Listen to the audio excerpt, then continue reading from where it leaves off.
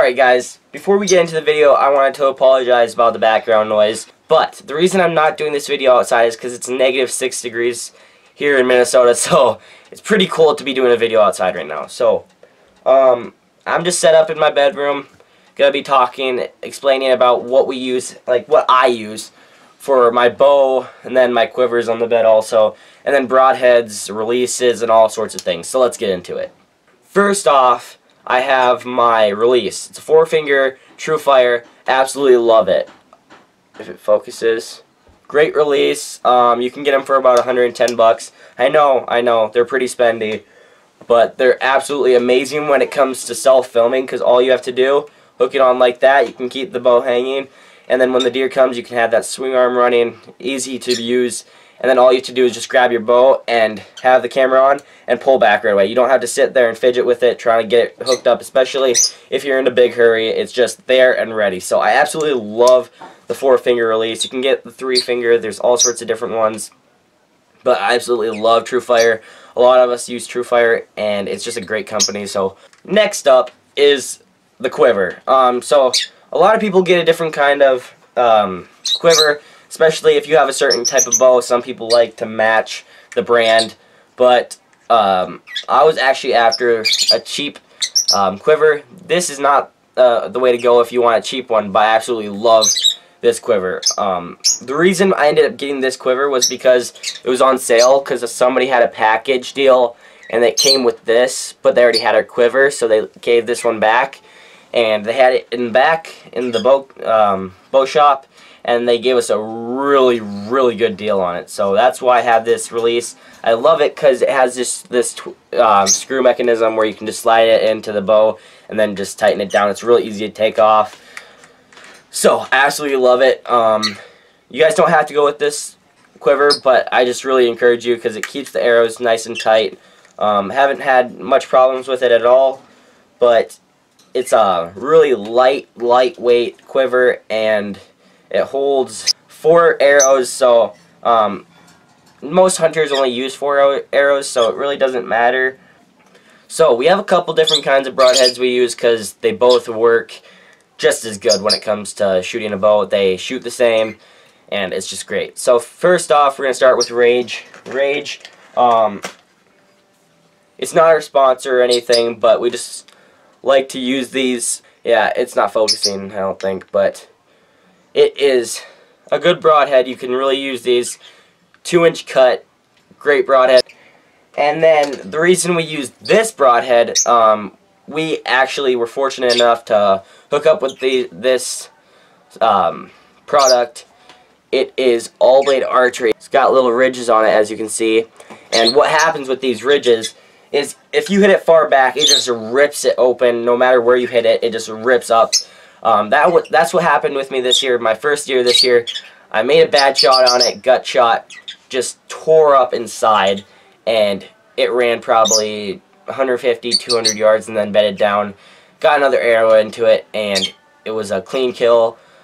We were hoping for a little bit faster, but if we didn't have all blade at that moment, that deer could have run so far, because with this just tearing up inside, it just made that deer hurt enough to where it needed to lay down for a little while, and it gave us the chance to get it done. So really encourage you guys to use that broadhead, because great buy, really worth it. They come in like a pack of 9 to 12, I think.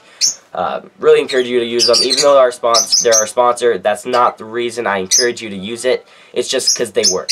And also, if you guys are hunters and you have a lot of pests going by, like raccoons, squirrels. Squirrels aren't really pests, but if you guys are out there during squirrel season, it's a really great time to have one of these with you. Right there. It's got springs on it, so when it hits it, it flings right off the animal usually. It's just, I forgot what they're called, but it's for like pests and stuff like that. Really great to have one of those with you, so you don't have to use one of your good broadheads that you're using for deer hunting. So, finally getting into the bow. Really great bow. I'll talk a little bit about my draw weight, draw length, and everything before I get into what kind of bow it is and what sights I use and everything like that. So let's get into it. So, My poundage, I shoot 70 pounds at 14 years old.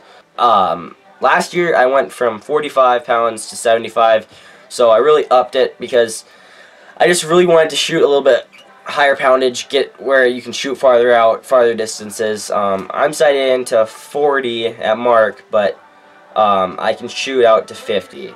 So, that is my draw weight. I love to have 70 pounds, pretty nice and easy. I probably could go to 75, but I'm going to keep it down at 70 for now. My draw weight is 27.5, I'm pretty sure. I'm not too tall, so it's a little bit shorter draw, but it's just perfect, especially with that release. It makes it where it's nice and snug and everything. And what we do, we bring in the bow because I had to get this put in. And the cool thing is what they do, if you can see it, it's the peep sight is tied in. They started that, so it really helps because a lot of hunters have the problem where it keeps sliding and it makes your shot a little bit different. But one thing I need to tell you guys, most hunters shoot a little bit different, but it's not up to me to tell you guys how to shoot. But the most efficient way, I'd say, to shooting a bow is when you draw back, make sure that string is right on the tip of your nose. That's how I've always been taught. And a lot of people have it on the side of their nose, but they don't really have a good knocking point there. So when you have it on your nose, you know where it is every single time. Just a tip. Next up is my drop away. Not exactly sure. I think QAD is the brand, but not making any promises. It's a drop away right here. So I really encourage you guys to use a drop away. They really help. I absolutely love them. This drop away really helps, keeps the arrow right in place, and right as you shoot, it drops. So I absolutely love that. When I got my bow, we just put pretty good products on them, and I always wanted a drop away, so we decided to pick one of those up when I went and bought it. So next up is my sight. This is a Rocky Mountain sight. Yep, Rocky Mountain sight, 1-pin sight. It's got the level, and then right here, it's got it where, if I just move that, and then it's where you can move the sight up and down. 1 pin. Absolutely encourage you guys to use this. It makes it a little bit difficult if you're self-filming, but it's not that big of a deal because usually you just have it where it's pretty easy to move around. And I really encourage you guys to use it because I absolutely love the 1 pin. Got that from Paradigm. If you guys haven't heard about that company, go check them out. That's a lot of the stuff on my bow. And then I never used to shoot. The past 3 years I never shot with a wrist strap. But this year I decided to go with it. And to me it actually really helps, especially since I changed to when I draw back. I keep my one hand open. And it keeps it where you don't drop your bow after you shoot. My brother and my dad and a couple of my brothers actually all had it, so they said just go with that, and it's a really good idea. That's a lot of it. Oh, one really important thing is what kind of bow I shoot. I can't believe I skipped all of that. Pretty much the most important part of this whole entire video. So, of course, it's a PSE. Great bow. So I actually went to the bow shop expecting to buy a not a PSE, a Bear Species or a Diamond SB1, but they never had either of those on. Well, they had the Bear Species, but it was a lefty and I shoot righty. So I asked them, do you guys have any cheaper bows, low budget bows in your guys' shop right now? And they said, well, we have a couple PSEs over there. You guys could go check them out.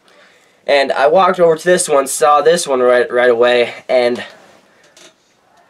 it's a pretty sweet looking bow, I gotta admit. Was not expecting to go home with a PSE. I never even thought about it really. I was thinking maybe Matthews, Bowtech, Hoyt. I was thinking about Hoyt a lot. But then I never even gave PSE a thought. Right when I got there and I saw that, I'm like, dang, that looks pretty cool bow. The one thing I had to get used to a little bit was the camo on it. It's a little bit different, but I ended up getting to liking it a lot actually. I really like the camo on it. PSE ramped. So, really good bow to check out. The bow itself came for 400 bucks. Great buy. Really am glad I bought it. had a job last summer so I could save up for it all, and it really got me excited when I got this bow. Absolutely love all the products I use. If you guys want me to talk a little bit more about my hunting stuff, I can go over what kind of swing arms we use again. I've actually made a video kind of on this, but it wasn't that great of a video, so I wanted to redo it.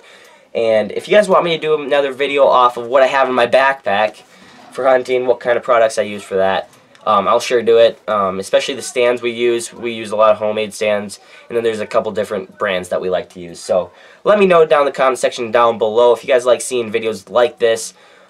Just let me know. Make sure to hit that subscribe button, hit the like button, hit me up with some comments. But until next time, thanks for watching another Small Town Hunters video.